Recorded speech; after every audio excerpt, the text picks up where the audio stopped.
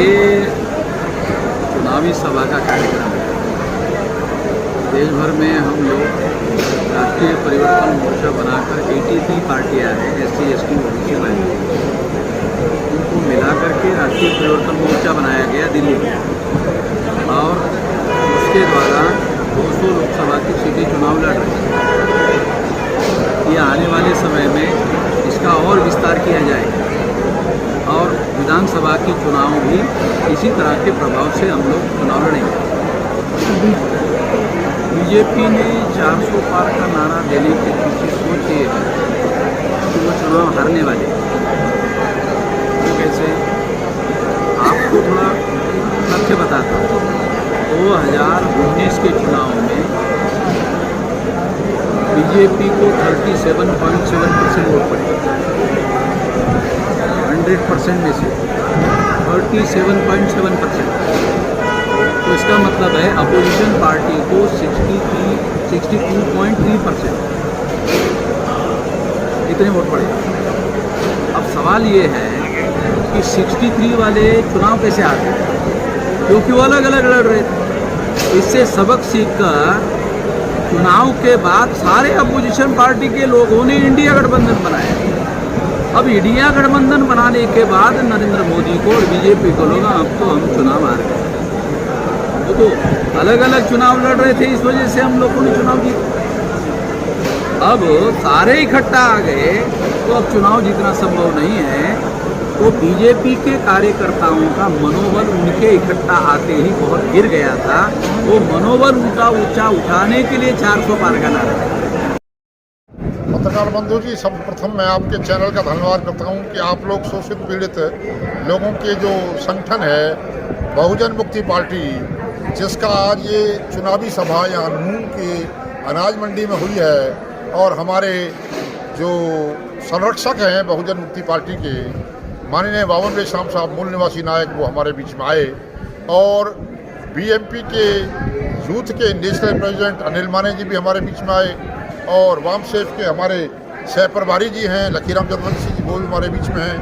तो ये सुखचैन तंवर जी हमारे बीच में हैं। तो आज का ये कार्यक्रम है, जो हमारा कैंडिडेट है BMP का समय सिंह सलम्बा, लोकसभा क्षेत्र गुड़गांवा से, उनको जिताने के लिए, उनको वोट दिलवाने के लिए हम लोग यहाँ ये सभा की है, और लोगों को समझाया है कि हम बहुजन निवासी शासन स्थापित करने के लिए ये जो BMP का जो प्रत्याशी है ये आपके बीच में है, आपका अपना आदमी है, मेवात से ही है, और जो कांग्रेस का कैंडिडेट है वो मुंबई का है, और जो बीजेपी कैंडिडेट है वो राज परिवार से है, वो परवाह नहीं करता, 4-5 बार रह लिया है लेकिन वो आता ही नहीं है।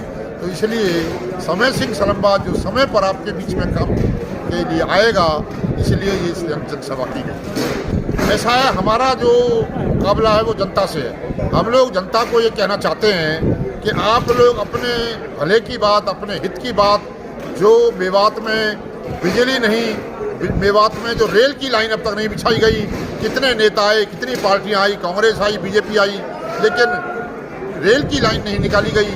जो रेल की जो किराया है वो बस के किराए से 1/4 है, यानी बस का किराया 4 गुना है, और रेल ना होने से उनको 4 गुना किराया भरना पड़ता है। इसी तरह से इस क्षेत्र में नहर नहीं निकाली गई कि क्या इस क्षेत्र के लोगों को नहर की जरूरत नहीं है? यहाँ जो ट्यूबवेल नहीं है, पानी नहीं है, और खेतों को पानी के चाहिए नहर के लिए। तो ये जो दोनों पार्टियां हैं, ये मेवात के लोगों के साथ वो भेदभाव कर रही हैं, और यहाँ के लोगों को खुशहाल होने देखना नहीं चाहती हैं, और जो है ना ये चाहते हैं कि जो पुराने नेता हैं, जो खानदानी नेता हैं, जिन्होंने अपने बवौती समझ लिया मेवात को, जो उनको वही बनते रहें, उन्होंने पैसा इकट्ठा कर रखा है। तो इसलिए ये जो हमारा जो भाई है समय सिंह सलम्बा, जो किसान परिवार से है, जो मजदूर परिवार से है, ज़मीन से जुड़ा हुआ है, और जो हिंदू मुसलमान सबको साथ लेकर चल रहे हैं, जो गैर ब्राह्मण लोग हैं उनके साथ पूरी तरह से उनकी मदद करते हैं। जगदीश प्रधान, राष्ट्रीय परिवर्तन मोर्चा प्रदेश संयोजक। तो साथियों, मैं बताना चाहता हूँ कि भारत के अंदर जो इलेक्ट्रॉनिक उपयोग यंत्र जो प्रयोग में लाए जा रहे हैं चुनाव के अंदर, जिसमें वीवीपैट, बेल्ट यूनिट और कंट्रोल यूनिट, उन तीनों को मैं अपने कैंडिडेट वर्षा सोलंकी 08 लोकसभा भिवानी महेंद्रगढ़ से जनप्रतिनिधि उसके प्रतिनिधि के रूप में जैसे ही पेश हुआ और मैंने मशीनों को चेक किया तो मैंने पाया कि उन पर किसी भी जगह सर्टिफाइड किया हुआ नहीं है और न सर्टिफाइड का कोई स्टैंप लगा हुआ है।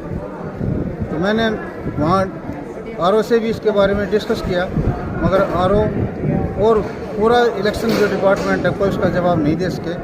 बोले भाई हम नहीं जानते इसके बारे में। यहाँ तक कि इंजीनियर आए हुए थे, उन्होंने भी ये कहा भाई अंदर हर एक पुर्जे पे लिखा है, अंदर क्या बात है, जनता को स्टैंप बाहर चाहिए।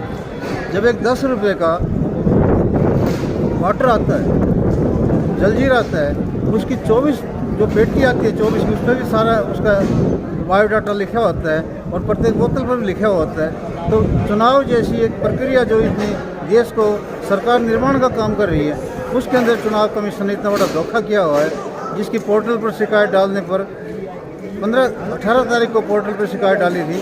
48 घंटे का समय होता है और समय अवधि के बाद में मैंने चुनाव कमीशन चीफ इलेक्शन कमीशन को भी मेल डाली। वहाँ से जवाब आया कि आपकी कार्रवाई नीचे अधिकारी कर रहे हैं, आरओ कर रहे हैं। आरओ क्या करेगा, जो आरओ को पता ही नहीं किस चीज़ का। इस प्रकार से आज हमने अपने आयोग चोर है। आज हमने अपने संगठन के शीर्ष नेतृत्व को इस बारे में अवगत करा दिया है और जल्द ही जनता इसके ऊपर कोई फैसला लेगी कि इस प्रकार की मशीनें जब एक कंप्यूटराइज कांटे को मान्यता प्राप्त न होने पर उसको यूज करने पर उस दुकानदार की सज़ा होती है और मुकदमा दर्ज होता है, तो ऐसे इक्विपमेंट जो हमारे वोट के लिए प्रयोग किए जा रहे हैं चुनाव कमीशन के ऊपर भी मैं जनता को कहना चाहूँगा कि चुनाव कमीशन के ऊपर भी जनता अपने वोट के अधिकार को प्रमाणित मशीनों से चुनाव किया जाए, इसके ऊपर चुनाव कमीशन के खिलाफ FIR दर्ज करें। इसमें आज जो हमारे इस प्रोग्राम के मुख्य वक्ता थे, मुख्य अध्यक्ष थे, वो थे भारत मुक्ति मोर्चा के राष्ट्रीय अध्यक्ष पवन मेश्राम साहब, जिन्होंने राष्ट्रीय परिवर्तन मोर्चा भी बनाया है। 87 दल उसमें हैं, अलग अलग वो आए हैं हमारे समर्थन में। और इस पंडाल में आपने देखा होगा जितने भी लोग यहाँ आए हैं वो हमारे समाज के लोग हैं और वो खुद चलकर आए हैं हमें समर्थन देने। हमने कोई अपना साधन उनको नहीं भेजा, किसी प्रकार की और व्यवस्था नहीं की। ये सारा जो मामला है आप इससे अंदाज़ा लगा सकते हैं किस तरीके से जोश है हमारे समाज के लोगों में इस सीट को जीतने के लिए, और हमें यकीन है कि ये सीट हम जीतेंगे। देखिए मैं आपको बता दूं, कांग्रेस का हो या भाजपा का हो, भाजपा का जो प्रत्याशी है वो दोनों पार्टियों में रह चुका है। इंद्रजीत सिंह पहले कांग्रेस में था, भाजपा में है। उनका जो काम है वो सबके सामने, कोई काम उन्होंने नहीं किया। रही बात कांग्रेस की, तो कांग्रेस को तो 25 लाख वोटर्स में से कोई अपना कैंडिडेट ही नहीं मिला। कांग्रेस तो पहले ही बेकार साबित कर चुकी है गुड़गांव लोकसभा के वोटर्स को कि तुम बेकार हो, कंडम हो। यानी 25 लाख वोटर्स में से एक भी आदमी अगर उनको वोटर कैंडिडेट नहीं मिला तो अंदाज़ा लगा सकते हैं उनकी हालत क्या है। रही बात जो कांग्रेस का प्रत्याशी राज बब्बर, वो ना तो हरियाणा का है ना वो गुड़गांव लोकसभा का रहने वाला है, मुंबई रहता है। वो जीत कर भी आपके बीच में नहीं आने वाला, हार कर भी नहीं आने वाला। मैं समय सिंह सलम्बा अगर मैं जीता तब भी आपके बीच में रहूँगा और हारा तब भी आपके बीच में रहूँगा। जब हमें ही आपके बीच में रहना, तो आपसे अपील करता हूँ मैं गुड़गांव लोकसभा के वोटर से कि आप अपने को चुनो, नेक को चुनो, एक को चुनो, और यकीनन आपको ऐसा करके सुखद एहसास महसूस होगा।